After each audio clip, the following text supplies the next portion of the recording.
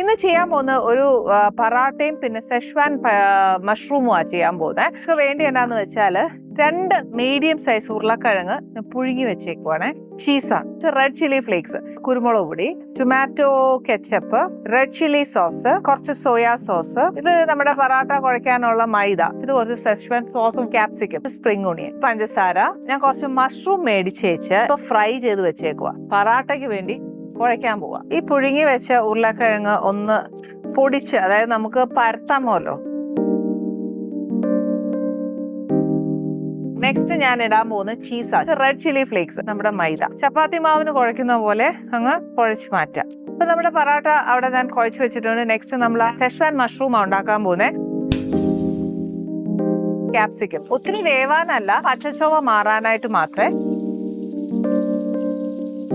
ഇച്ചിരി ഉപ്പ്, ഇച്ചിരി ഒരു ബ്രൗൺ ആയി ഒക്കെ വരുന്നില്ല, അത്രയും മതി.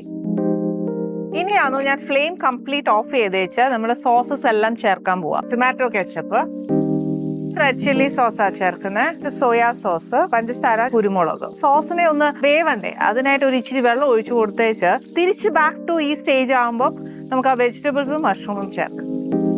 സ്പ്രിംഗ് ഓണിയൻ ഞാൻ ആ മഷ്റൂം അങ്ങ് ചേർക്കുവാണേ.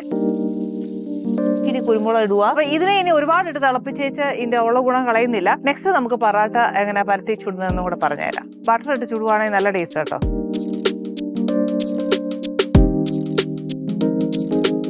ചപ്പാത്തി കുഴച്ചു പരത്തി ചുടാൻ പോവായി.